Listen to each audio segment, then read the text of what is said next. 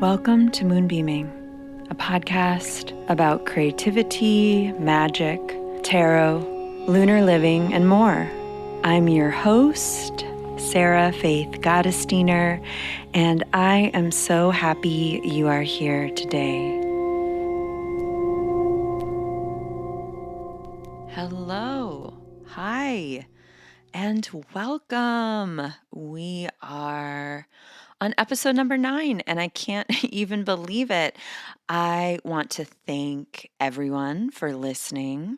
I want to thank everyone for telling your friends about this project and for your lovely reviews and your really sweet and kind messages.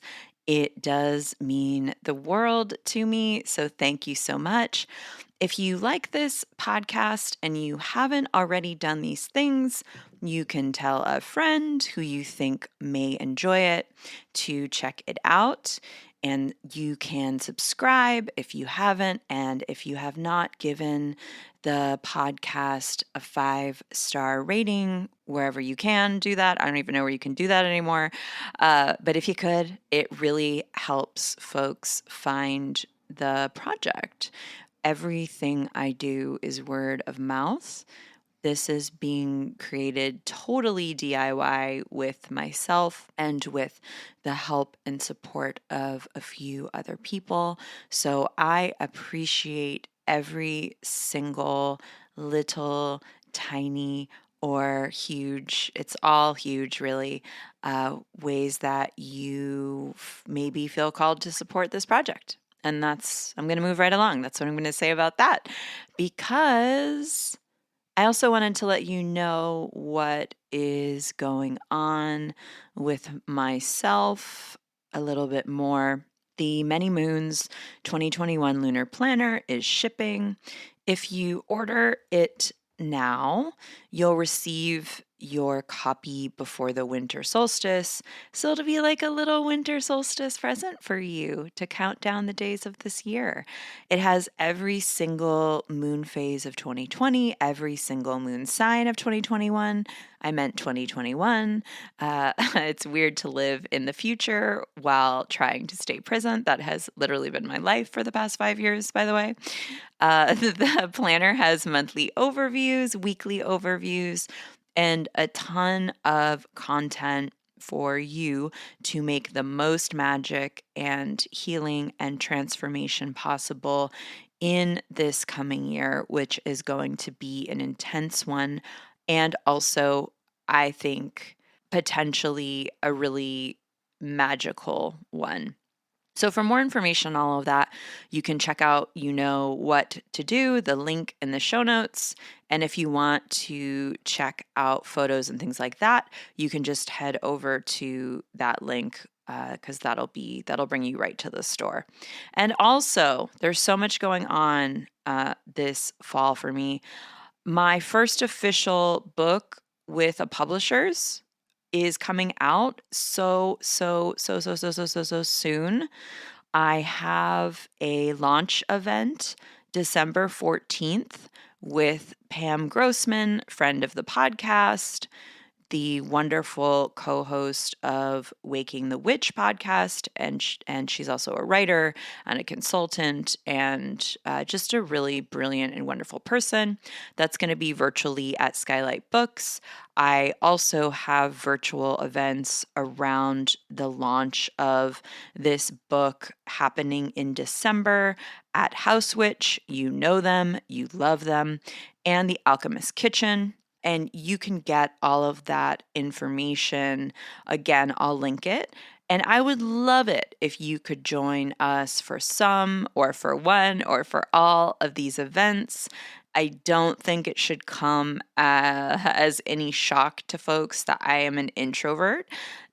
So I don't do a lot of events. I don't even do virtual events. I don't even really do lives. Like everyone's doing the lives on ye old social media. I'm just like, I'm really introverted and it's weird for me to do things like that. But I'm really wanting to get into the energy of celebrating my hard work because this book was quite a journey. And so I'm excited to show up and be with all of you and answer any questions and talk about my process and some of the events I think are going to be teaching, like I'll be doing workshops. So I would really, really love if you can join. And I'm also trying to figure out at least one event for those of you who are in the UK and Europe and you're on a different time zone. I'm definitely working on that. So don't think I'm not thinking of you. I am trying to think of all of the beautiful babes in all of the different beautiful time zones. So please stay tuned.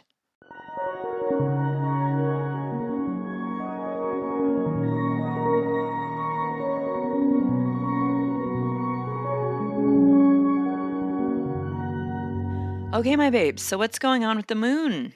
She's a waxing. She's a building up to a lunar eclipse on the 30th for those of us who adhere to Pacific Standard Time. Feelings? What are those? Never heard of her. Just kidding. You could be feeling feelings even more than usual. And also, you could be feeling an accumulation of energy that needs some kind of release. So this would be a really good week to pick some kind of release practice and maybe try it for 20 minutes once a day. I'm actually feeling like this is going to be a great lunar eclipse for us to hone in on where we are going, literally, metaphorically, in all the ways. Like, where are we going? In order to figure out where we are going, we have to reconcile where we've been and where we are now. So I do see this eclipse as potentially having a kind of closure energy to it, and also having a kind of snap out of it kind of energy. Snap out of it in a good way, in a good way. Like, an awakening energy or a looking up or having some kind of puzzle piece flow in, or maybe even the tiniest little bit of inspiration or motivation happening around this time. So, keep your eyes open, my dears, and look forward to any kind of sort of breaking open or awakening or awareness that presents itself to you or comes through you around this time. I also want to say a couple of other things. I feel called to say a few other things. This is what I will say. You can't take words back. Once you've uttered a nasty sentence, sent a cruel tweet, or maybe even a text to someone in particular, maybe even you say these words to someone you actually truly care about, or maybe even someone you don't, you can't take it back. And I would also say, I want to underscore this. Humans are sensitive. I know, spoiler alert.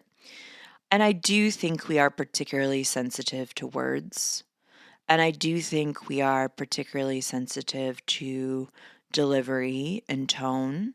And I would say not just now, but always, thinking about the words we use and the way in which we use them.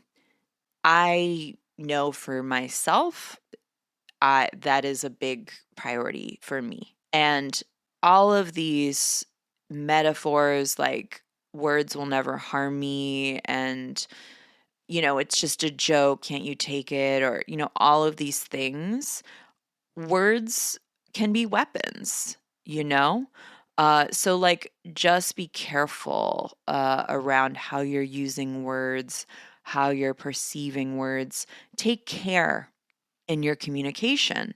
I'm a really big proponent of being honest, And I'm also a really big proponent for advocacy. I don't think we are here to put up with abuse. I don't think we're here to let folks behave in particular ways.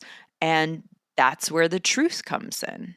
So, thinking about that, like, what is the truth? How do you communicate that? If there's something that needs to be said, then say it. Say it if it's going to clear something up, not stir something up. You know what I'm trying to say. Just please don't thoughtlessly communicate. Think about possible outcomes, think about receipts, think about if your reactions are coming from the past, like a past wound, or the present moment. Think about if the person who is communicating to you is in the present moment or not, or if they're responding to something in the past, or if they're responding as their 12-year-old self, or maybe they're on edge because of their own issues. Maybe you're on edge because of your own issues. So, like, let's all be aware. And if you haven't listened to the episode about eclipses, which is a few episodes back, you can give it a listen. And I go over some of the thoughts I have around eclipse energy and working with eclipses and getting through eclipses. You can check that out.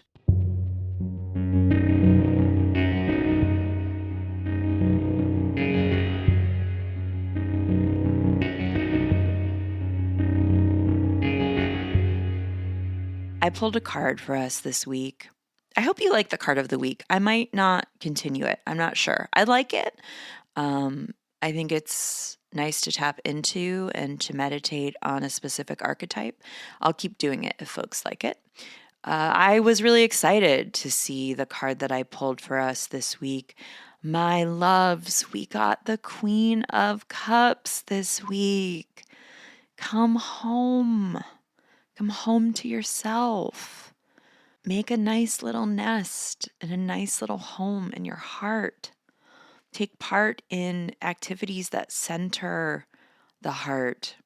Take part in comfort. Center comfort. Connect to the essence of the qualities you need around you to remind you of the power of your heart and the power of energetic, emotional homecoming. And going off the little note I had for us a few moments ago, if emotions are unruly, think about what kind of addendum you can add that will help give you perspective on them. For example, acknowledge how you're feeling. I'm feeling sad. And then add an addendum. And that's okay. It won't last forever. Or I'm feeling sad and I think it's because of this. And I think I need to give myself this. Or I feel hope and I'm letting this flow forth easily. I think the energy of this eclipse, plus the current state of the world, plus this archetype that got pulled, is offering us opportunities to do some personal healing this week around letting ourselves be held and letting our needs be heard, even if it is simply us doing those holding and doing that listening.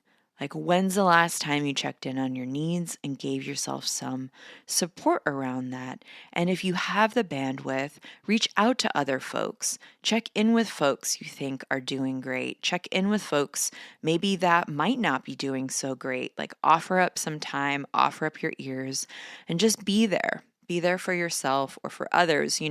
I would be remiss to add, like, this is also still a time of continued effort. And I know, like, for myself, I'm doing some phone banking for the candidates in Georgia for the runoff elections in January. So thinking about how you can continue to create actions of care and actions of care for yourself and for your community and yourself.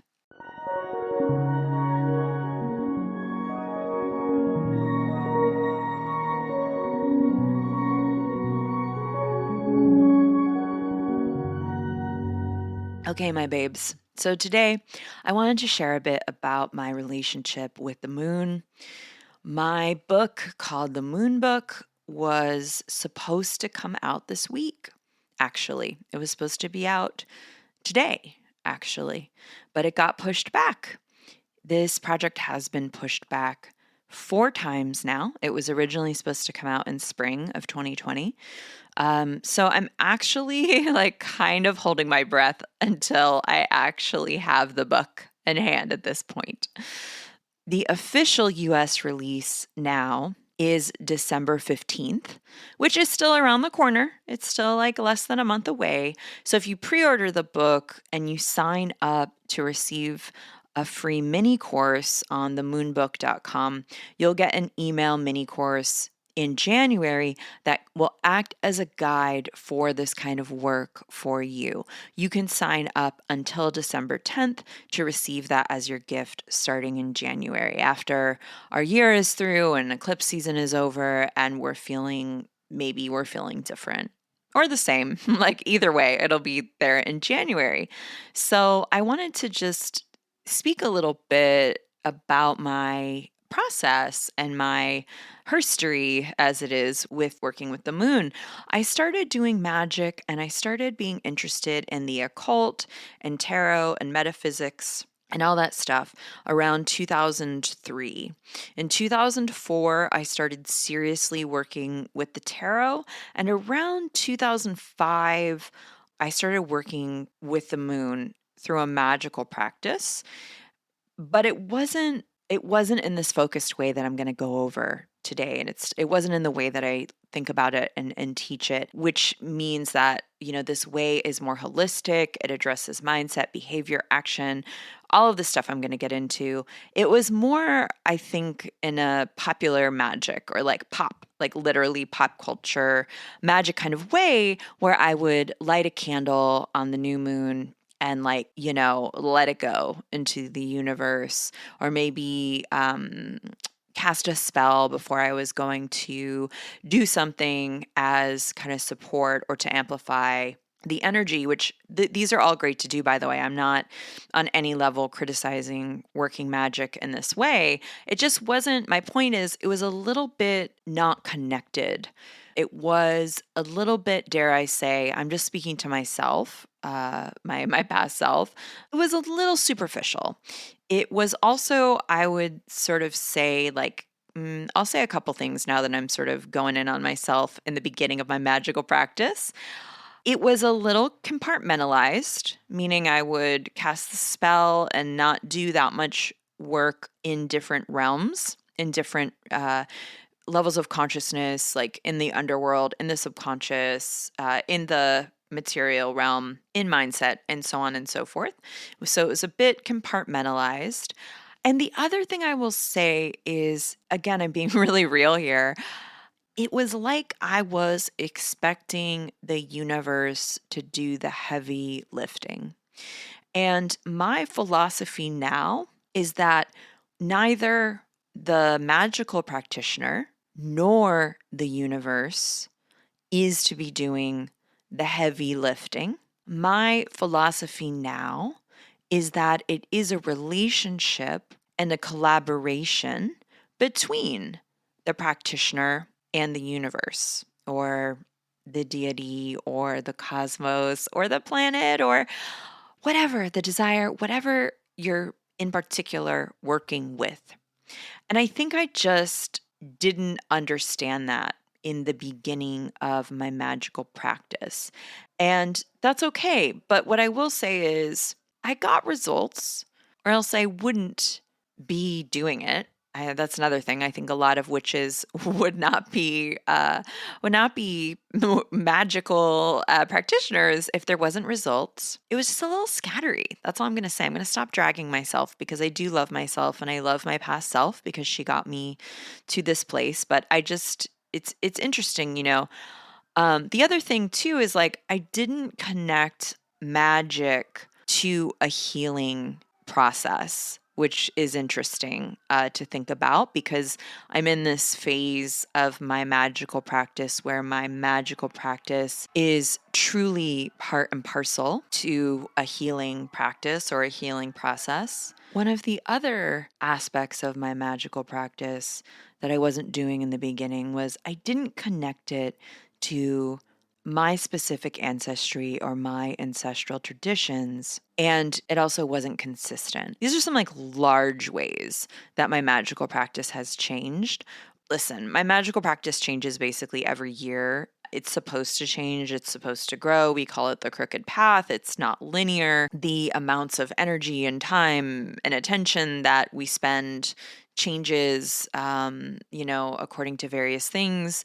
But those are kind of the big ones for me now that I'm looking back on my own sort of history. So it might be interesting for you to sort of think about your magical practice, what it consists of now, what you're working with now, and where it started and where it began. And also, I think it's always really valuable to take time to reflect on what your magical practice has taught you and what it has given you, maybe even far beyond the results in quotes, whether those results may be internal or external. What has it given you? What have you learned? How have you transformed through doing a magical practice? So a magical practice takes time to develop. And I will say it is one you have to create for yourself, by yourself. I mean, with help, of course, with teachers, with guides, of course, but it really is about what you need, what your interests are, what you enjoy, and your particular magical proclivities and magical gifts, right? So back to the moon, back to the moon, back to the moon. I came upon the way I practice and teach lunar magic through all of this experimentation and a bunch of mini light bulb moments that would come in and out through doing this work. The first step was acknowledging that the moon affects my physical body, my psychic body or my intuition, my emotional body, my energetic body, and the levels and layers of my consciousness and awareness. That is to say, the unconscious, the subconscious, the conscious self, and then what some folks refer to as the superconscious.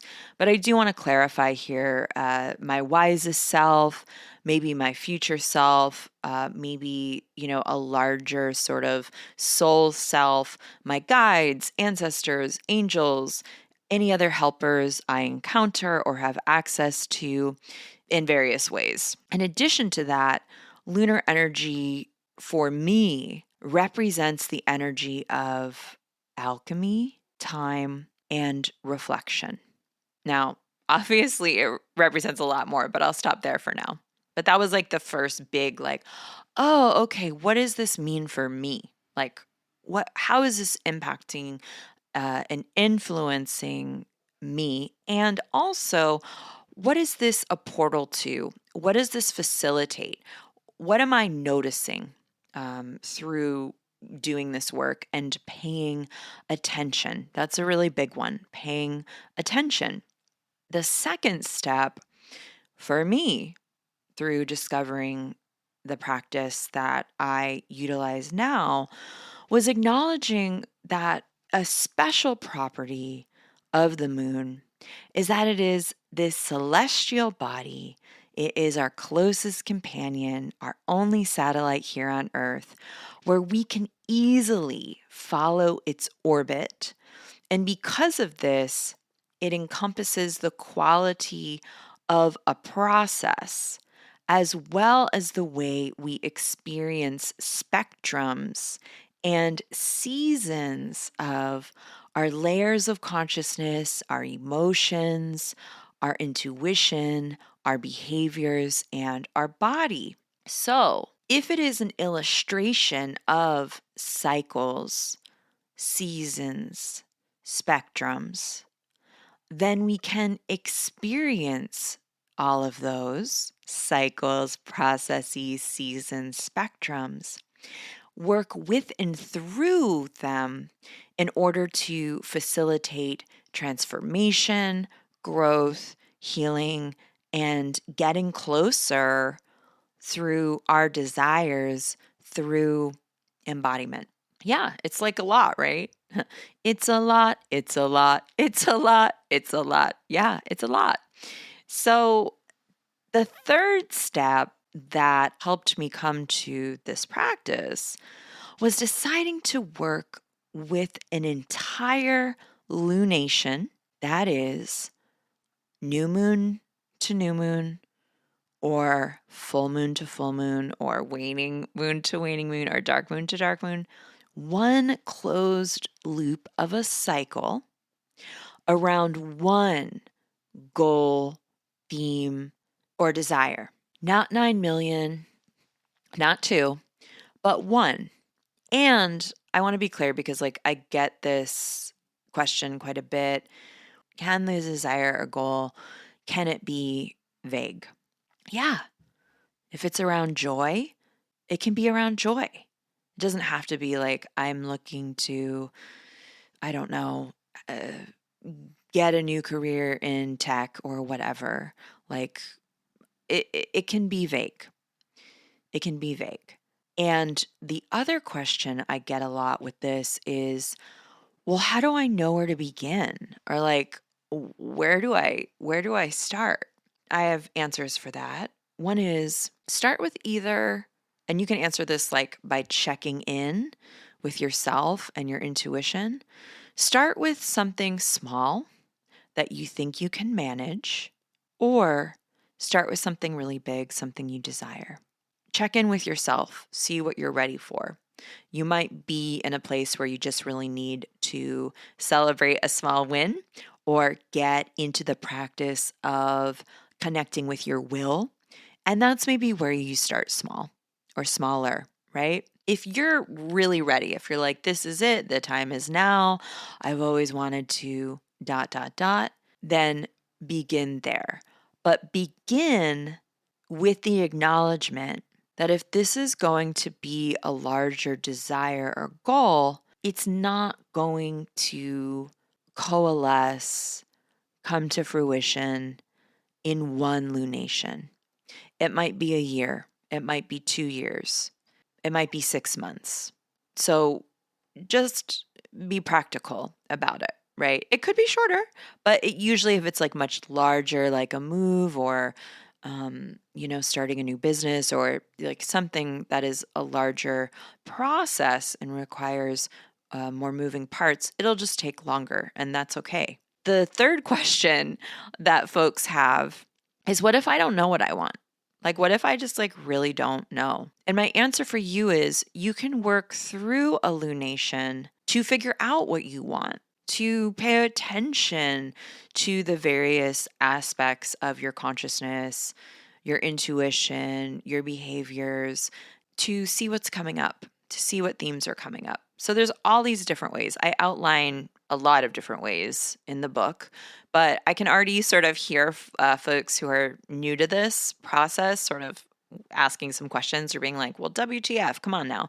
And I just wanted to preemptively sort of answer those questions because those are a lot of questions that I get. So yeah, that third step, deciding to work with one lunation from start to finish, closing a loop, closing a cycle around one goal, theme, desire, matching my behavior, matching my energy, matching my practices to each lunar phase. That meant that there was ample time for delving into blocks, stories I've made up from the past, or things that happened in the past that maybe have influenced certain mindsets I had around my theme or goal or desire, subconscious stories. It gave me time to begin different habits, to create different mindsets. It gave me space to rest and receive. This is a really big one, I believe, as well as creating an embodiment practice and making that embodiment practice a priority, because I would argue that that is also the work of the moon, or that is a gift of the moon, is the moon really teaches us that we are to embody on a cellular level that which we desire or dream of. So through all of these processes, I encountered a really potent, really different kind of magic that I had not previously experienced before, right? Where like I would light a candle on the new moon, I'd like burn a piece of paper on the full moon, here and there. And again, I'm not saying that these practices are not effective or to not do them. I'm simply sharing that my magic became more effective when I began to try the practices that I outline in my classes and in my book. Those of you who have taken my classes understand that we go over levels of consciousness, creating an intent or an intention, levels and layers of energy, attuning to that energy, transmuting that energy, reflecting on our patterns and creating new ones, creating different habits, stepping into different beliefs and mindsets, behaviors, excavation of subconscious stories and blocks, and ultimately reprogramming, which ends up leading to transformation from the inside out. So when we work with the moon in this way, we really have this 360-degree opportunity to embrace our desires, the theme we're working with, delve into the symbolism of it, and like see all of the different sides, work through the totality of the spectrum of it, and that creates sustainable cellular change. In my own life, the results of this work have been extraordinary. Like I've said, I'm so practical, friends. I don't utilize things that don't work. My magic is quite practical. I've used this method that I have created for healing low self esteem and confidence, to develop and boost my intuition and psychic ability, to get into alignment with abundance for my business and for myself, and much, much more. Lunar magic has even helped me to buy the house that I'm sitting in right now. My practice was developed and refined over time.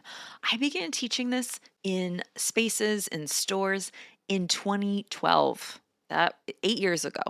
The first class around this in my apartment in Silver Lake was, gosh, I don't know, 20, maybe 13. And I still keep in touch with some of the first group of the wonderful women who would gather in my tiny little apartment each week to practice working with the moon in this way. So, shout out to all of you beautiful women. You know who you are. Then in 2015, I started channeling and creating the Many Moons workbooks for over 3 years. In 2017, I think I started teaching this online. In 2018, I started making lunar planners, and it's 2020, and my book is coming out. So it's taken a minute, it's taken time. Yeah, it was a real process that I let take its time. So, in between the workshops, online and in person, and the publications, tens of thousands of folks have been introduced to the way I think about and practice lunar collaboration and lunar magic. Folks have messaged me around making peace with loved ones, leaving abusive relationships, getting pregnant, buying houses, changing careers, all kinds of different healings as a result of this work. And it's really beautiful. You can work any theme, any goal, anything. It's truly flexible, beautiful, open way. There's nothing I don't think you can't at least try this process, this method around. The other thing I wanted to say too is none of this was planned. I never had a plan to teach about this subject. I've never wanted to write self help books. I did feel quite called to do it though. For many years of my life, that calling just took over. Like that was it. And, there's this Kabbalah tenet, one of the core foundations of the Kabbalah, which is that the point of doing anything is to share it. And, so often we'll come across these stories of a practice, a tool, a modality, a technique, quite literally saving or radically transforming someone's life. And so then they go on to become a teacher or a practitioner, or this tool or this practice becomes their career. And that is what happened with me, even though I think I'm going to be phasing out of it, pun intended. Get it? Moon phase, phasing out of it over the next year or two. And I didn't plan it. I think that it started working for me. It felt like it saved my life, to be honest with you. It definitely transformed my life, and I wanted to share it. So it was this personal process. Then spirit, the moon, my intuition, whatever you want to call it, called me to start teaching this and writing the workbooks. And here we are. And I also want to say that my business started out as this feminist business. I was selling shirts and things that said, "You're nothing without feminist art." And I thought of it as an intersectional feminist apparel business, basically.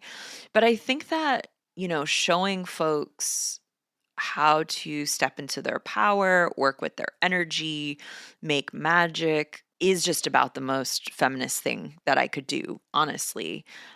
I think maybe folks might not connect the dots because subjects like magic or witchcraft or spirituality is usually filed away as woo woo, which is a word I actually dislike greatly.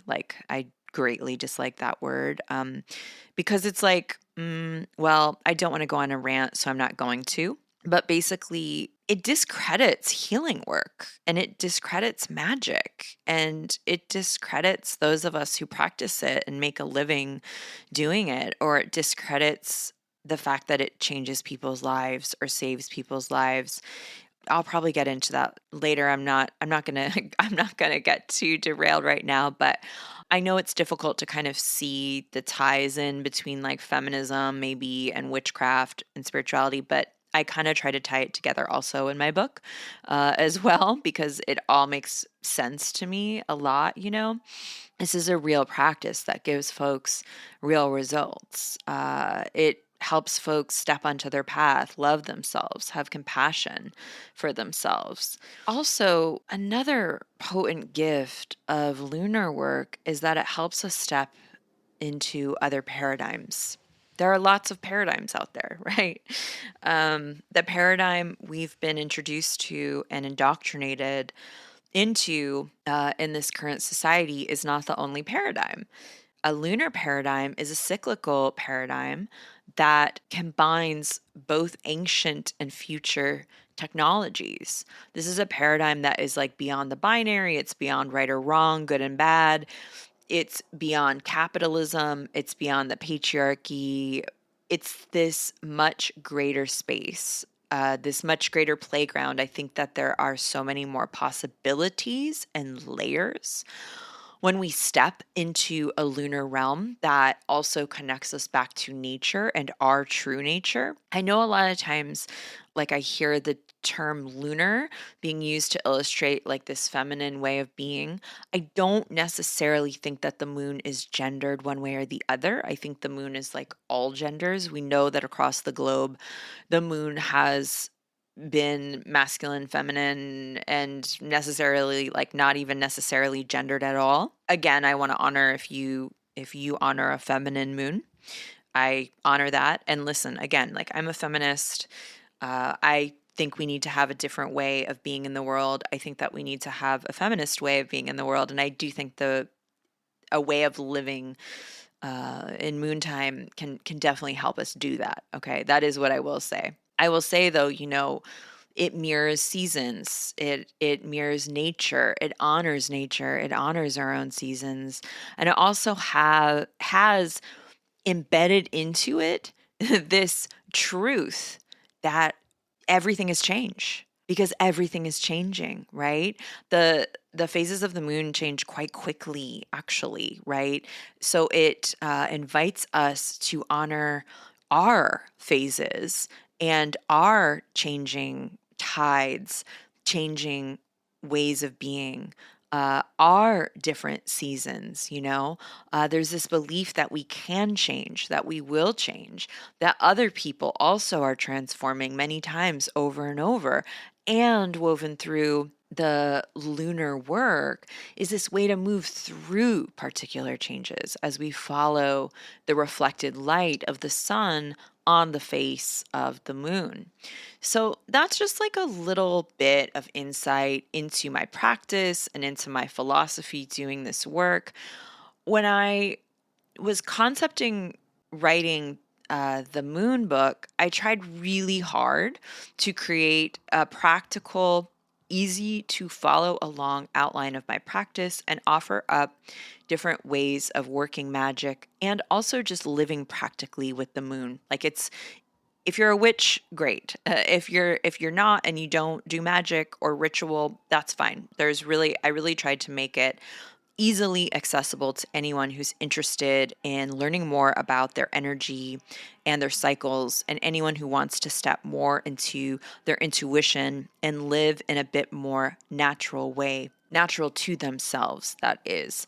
The book also has one whole chapter dedicated to each phase of the moon, the main phases, and one whole chapter dedicated to possible ritual and spell work related to those phases of the moon. There's case studies, journaling prompts, suggested correspondences. There's so much more. And I gotta say, like, it was like about 13 years or so in the making. Writing the book took a year, editing took about 6 months. I really wanted to write a definitive guide as best as I could. And this is my first officially published book, but it's my 10th publication on the moon, which is insane for me to think about. And I'm like, I'm just like, what? I've written other zines about intuition and money, and I'll be writing more about tarot. And I think I'll be writing more about magic and healing and protection magic and abundance and maybe even feminist business. I'm not sure. I want to write more books. And some of those things come into the book as well. To be honest, the book is about quite a bit of other things. So yeah, I wanted to have an episode to honor my work and to honor my practice and my process and to share with you. And if this all sounds like it would be interesting to you to check out more, I want to invite you to pre-order my book called The Moon Book, Lunar Magic to Change Your Life. And that's all for now, my babes. I hope you're staying healthy, being kind to yourself. I hope you're giving yourself and the world around you some love. So until soon, and take care.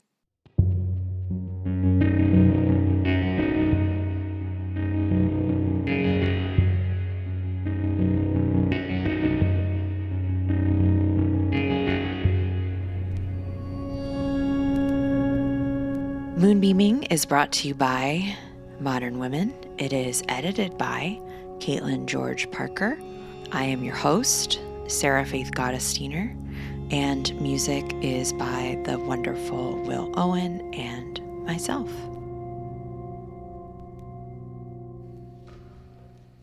Witches on the astral, witches traveling near and far, witches in